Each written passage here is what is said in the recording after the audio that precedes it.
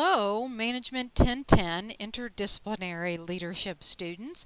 I hope you are enjoying a bit of this fall break. I know it goes quickly because it's really a time to kind of catch up on so many things. But because I know that you are probably planning ahead for the days and weeks that come ahead, I wanted to go ahead and give you information about our very first test, exam number 1. And so here I am in pause, and I'm looking at the upcoming events, and of course, as you know, you have a Unit 17 quiz coming up, and then of course you see right below it a due date for exam number 1. So thought I'd go ahead and talk about that now. Okay, so the first thing you want to do is go to the content, well, I'll tell you what, the first thing we'll do, let's go to quizzes.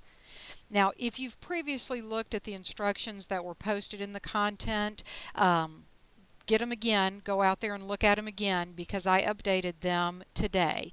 So here we are, and as we look at the unit quizzes here, one thing that I wanted to point out is you see, of course, the starting date and the ending date for all your quizzes. You see how many times you've attempted it, and you see how many attempts that you have. As you look at the future upcoming exam, you will notice that you have exactly one attempt on this upcoming exam. Now I'm going to talk in a moment about how serious I am on that, but don't blow it. For the test, you have one attempt, and so you need to be prepared and ready to complete this exam in a single sitting. You do not pause, you do not go and do something, you do not go to sleep and take a nap, and these are real true stories that I could tell you about things that students do after they start the exam. And of course the clock runs out, right? The clock is going to keep counting. Also, I've had students who start the exam and then let's say the library closes and they literally started 5 minutes ago. Well, you know, that is awful because that means that that exam attempt was used up. Because you're in this online environment, I do not require you to come to campus. I certainly could, but I don't require that. But in exchange for that convenience, you have a responsibility that comes with that, and that is you have one attempt on the exam. So this is about, if you know that your computer is not that reliable, then, maybe you need to come to campus and use a computer at the campus. If you know your internet connection is not that reliable, then again. Now, I'm going to go through the instructions, but I'm going to also tell you that the due date for this particular exam, as you see it here, is October the 22nd at 11:55 p.m. Now, I'm going to tell you that once you begin the test, you see that it opens on this date, coming up soon, and it closes on this date. One thing I want to emphasize that could be confusing is that this is the window of availability. It is timed once you begin the exam. So you do not have this entire week to complete the exam. Just like in a classroom, you would come in and the instructor would give you maybe 90 minutes to complete an exam, or maybe longer if you have a, one night a week class, all this kind of stuff. But it would be timed is the point. And you must complete the exam during the time period in that single sitting. So if I was you, this is what I would do. And let me pull this up bigger so make sure you can see those values. I would schedule a time. Maybe it's a Saturday, maybe it's a Friday night. I definitely would schedule it well in advance of the due date and time. In other words, if you wait until October the 22nd at 11 o'clock to take that test, you are definitely going to bump up the wall. You're only going to have a couple minutes rather than the fully allotted time because the due date is going to catch you, right? Also, let me tell you this, folks, and this is kind of the cautionary tale as we go into this test. If you have trouble accessing a computer, it is a huge problem on October 22nd. If you had instead planned to take that test a little bit earlier, October 19th, October 20th, you might still have time to make alternate arrangements. It becomes a crisis on the due date. Plan to avoid that crisis. Take the test well in advance of the due date. When you make that appointment with yourself, you know, the kids are someplace else, husband, wife, mom and daddy, you know, give you some peace, you've got your textbook ready, you've organized your notes, maybe printed previous quizzes, you know, whatever you do to prepare for this test, because it is open notes and open book, then you sit down, you focus, you got the television turned off, right? And you focus on this test so that you do your very best in a single class sitting. Remember, one attempt. We'll talk about that again in a moment. Okay. Now, right now you're concentrating on Unit 6 quiz, but we're still talking about the test. So go to Content in Pause. As you scroll down in Content, and maybe you're looking at this center area, you'll see Exam Number 1, Instructions, and I'm going to click that link. Now, be patient because I have the instruction sheet here, but it typically takes, you know, a couple minutes for it to download to your computer. So be very patient as we kind of sit here and wait. Ah, see it there? Now it looks microscopic, doesn't it? Well, yeah. That's okay, because you're going to do one of two things. The first thing that I would suggest to you is that you take advantage of this little floppy disk button. See that right there? This is how you save. So you're going to click that floppy disk and you'll save this document to your desktop. In that way, you have quick and easy access to this document whenever you need it, for example, during the test, and you can quickly refer to it. So that's a really good thing, this floppy disk button. Now, another thing you can do, if you can see this here in the middle of the page here, is you can, on the screen, make it much bigger so that you can see it. Okay, but you can see it's still kind of hard to read inside this little window. So what I've already done is I've used the floppy disk, I've saved this instruction file to my desktop. Now I'm going to open it up and see how much nicer this is to read now that I've saved it to my desktop and I opened it. Okay, so notice that this is 2 pages, and the first thing that I'm doing is asking you to make sure you read both pages if you print this off. All right? First and foremost, folks, and you already know this, this is not a team effort. This is not a group approach. You need to complete it independently, and you can do that, and I'll tell you why that's important. I've been very fair with you. I've given you the questions in advance. You're allowed to repeat those quizzes an unlimited amount of time and keep looking up answers to get the highest possible grade. And of course, as you know from the syllabus and from our earlier video conversations, I only record the highest grade possible. So that's very, very fair. Now, that means that the expectation is on you now to allow me to assess you, not somebody else. You earn your grade in this course. This is a leadership course and there's a lot of self-exploration, so you can do it, okay? You can do it by yourself. Now, as I just said, the window of availability, during which time the test must be fully completed, opens this Thursday, October the 18th, and it slams shut Monday, October the 22nd at 11:55 p.m. Now, one of the things that you might be thinking, and let me make this a little bigger so you can see it as clearly as I do, is, well, what if the clock on my watch reads 11:52 and the system times out because it says 11:55? Here's the problem. You're calling it too close. Okay, the correct time is the system time, and the system time is synchronized with the world clock. But the real problem is, if you email me and tell me that you ran out of time, is that you started way too late and you're calling it too close. Everyone's clock is slightly different. Plan to be completed well in advance. You have several days here.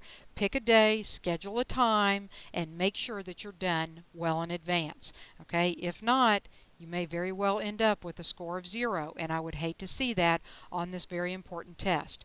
Now, as I've already mentioned, and let me emphasize this again, once you begin the test, time limits apply. All right? We're going to talk more about that and what those time limits are. Now, have I already said this? We need to say it again because it's just that important. You have one attempt on this exam. Once you begin the test, that counts as your one attempt.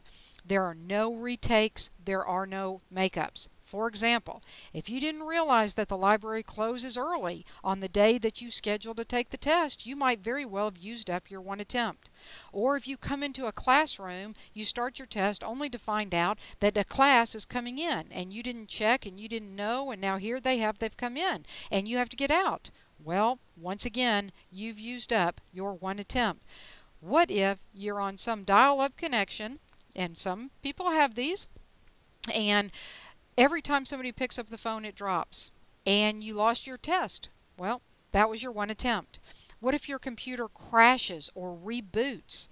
Well, that was your one attempt. Now folks, I'm going to tell you one thing. If something happens to your computer, if you will restart at the exact same computer, don't change computers, stay at the computer that you were at, the system is oftentimes smart enough to boot back up and pick up that test where you left off. In other words, you go right back through as if you're going to take the test again, and it'll show you that you've already started. But remember, the clock may be running, right? And you need to get back in there. And guess what? You must have saved your responses. If you did not save your responses, you may find that you're starting from scratch. Okay, but don't put yourself in that situation. If you planned to take the test Friday morning and it's the most severe lightning storm that you've ever seen outside, that might be a bad time to take the test because you may very well be victim of a power outage, and that could use up your one attempt. Folks, what I'm asking for here is common sense in terms of how you plan to use your one attempt. But that being said, every semester I have students that email me and say, I started the test and I left and went to church, and when I came back my time was up. Well, yeah, because the clock was running, right? So don't put yourself in that situation. Don't be one of my statistics. Your leaders, I know that you can do better. Okay, so you can read some of this, earthquake, maybe I'm being a little sarcastic here, tongue-in-cheek, but the reason I come at you so hard, folks, is because I want you to do well. I really, really do. Okay, so what did I say? How many attempts? One attempt. Okay, now, you do have one drop grade. If something interrupts your test, if something goes awry, that might very well be your drop grade. Okay, so I hope that that's not the case for you. Try to do well on this first test. Don't plan for this to be your drop grade. That would be a poor choice. Now, what happens if you do poorly on this test, something happens, and then when we get to test number 2, you have the same problem? Or maybe you have the problem again on test 3. You don't want to do that, because then one of those tests will be a 0. It's hard to recover from a 0. You only have one drop grade. Okay? All right. So again, I'm just kind of saying this, and I'll add one more fine tip to this point, which is I do not require you to come to campus, but that does not mean that you shouldn't come to campus. In other words, taking your test at home is nice, it's a convenience, but you may find to make sure you have a good internet connection or that you have a good power connection that you need to come to campus. Now, if the college experience an internet failure or a power failure, they will let me know, or a Southwest computer crashes, then you should find a Southwest employee who can be your witness to me and can notify me of the problem. Now folks, that's different than if you go into the library and the library closes, because you have a personal responsibility to check the hours. You need to make sure that once you begin, you have plenty of time to finish. So how much time do you need? 120 minutes is how much I'm giving you. If you've been working with the quizzes, if you're well organized, maybe you put little post-it notes at the beginning of each unit, because the questions are going to come from each of the different units. They're going to be randomly chosen from the same pool of questions from which your quiz questions came, right?